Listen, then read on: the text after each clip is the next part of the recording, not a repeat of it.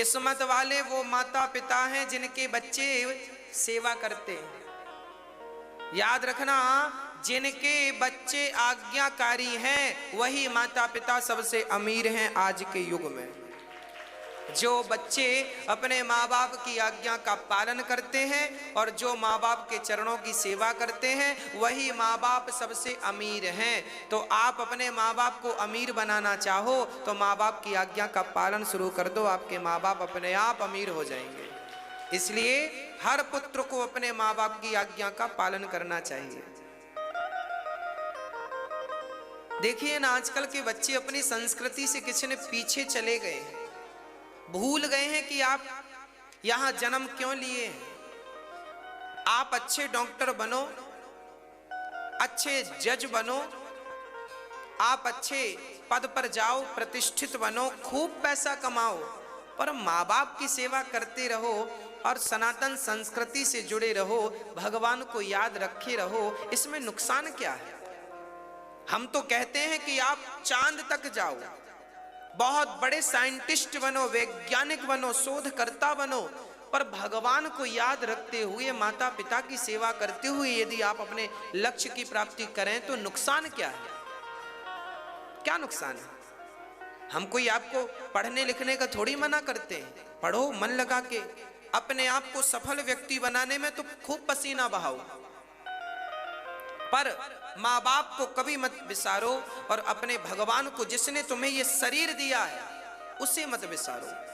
आज जितनी भी उपलब्धियां हमने पाई या आपने पाई, यदि शरीर ही नहीं होता तो क्या पा लेते? तो शरीर परमात्मा ने दिया है, उसका धन्यवाद, और वह शरीर माँ बाप के कारण से मिला है, इसलिए उनका भी धन्यवाद। हमारे लिए तो परमात्मा, हमारे लिए तो भगवान और माता पिता एक ही है। हमारे लिए तो माता भगवान का पर्यायवाची ही माँ होता है। हमारे लिए तो दो हैं ही नहीं। माँ को देखो या भगवान को देखो, एक ही बात है। माँ के पांव दबाओ या भगवान के पांव दबाओ, एक ही बात है। माँ को पेट भर के भोजन कराओ या भगवान को भोग लगाओ, एक ही बात है। दो बातें नहीं है, पर्यायवाची है ना, एक ही बात है। इसलिए माँ को मत बिसारिए, पिता को मत बिसारिए। उन्हें चाहिए क्या बुढ़ापे में? उन्हें बुढ़ापे में केवल आपका प्यार चाहिए। लोग कहते हैं ना, रोटी चाहिए ना, मैंने देखा है। देखिए, रोटी तो कहीं भी मिल जाती है, महंगी रोटी थोड़ी है। बुढ़ापे में माता पिता बच्चों से रोटी थोड़ी चाहते हैं, अरे रोटी तो पड़ोसी भी दे देते हैं। माँ बाप को रोटी की जरूरत नहीं है बेटा, माँ बाप को तुम्हारे प्यार की जरूरत है। हंसते रहो, मुस्कुराते रहो, माँ बाप के पास आते रहो, उसके पास बैठकर हालचाल पूछते रहो। उसे अच्छा लगेगा, मेरा बेटा सुनता है, कोई बात कहे मान लो, सुन लो, उसके सामने हाँ कर दो। माँ बाप की कोई बात नहीं भी माननी है आपको तो उनके सामने कह दो हाँ ठीक है। डायरेक्ट मुंह पे मना करने से बुरा लगेगा।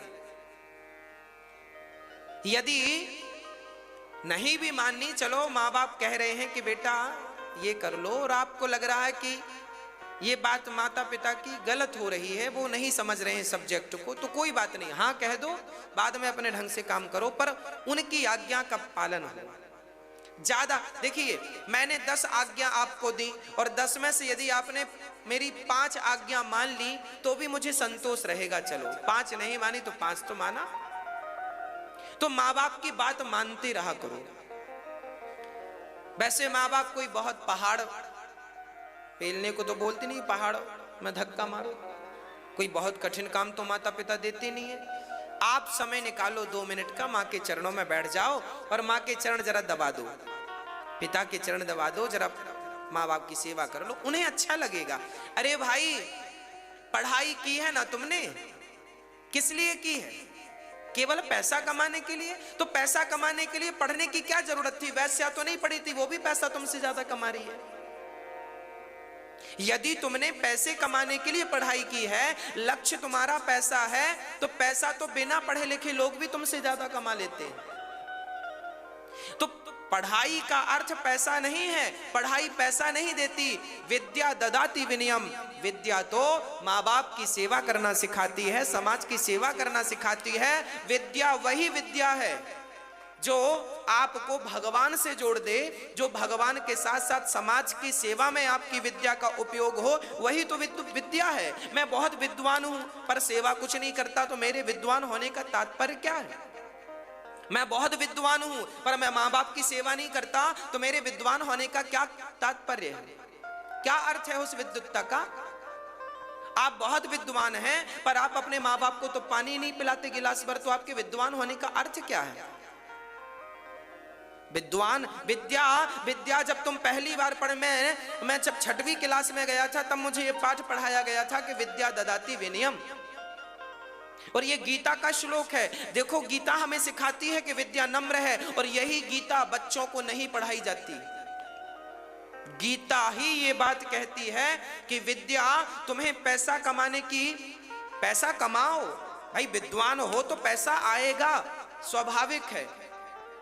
आप विद्वान हो तो पैसा कमाओगे, नो डाउट, परंतु विद्वान हो तो केवल पैसा कमाना उद्देश्य है, ये उद्देश्य जो लेकर तुम चल रहे हो पैसे का, ये गलत है। पैसा तो मिलेगा, भगवान करे आपको, आप जितना कमा रहे हैं उससे 10 गुना ज्यादा मिले, भगवान करे और मिले, पर सब कुछ प्राप्त करते हुए अपनी विद्या का सदुपयोग करिए, माता पिता की सेवा करिए, उनका आशीर्वाद लीजिए। आप जब उनकी सेवा करेंगे तो आपके बच्चों को बताना नहीं पड़ेगा कि बेटा माँ बाप की सेवा करो, आपको देख देख करके बच्चे सीख जाएंगे और वो भी बड़े होकर आपकी सेवा करेंगे, क्योंकि आपसे संस्कार पाया है।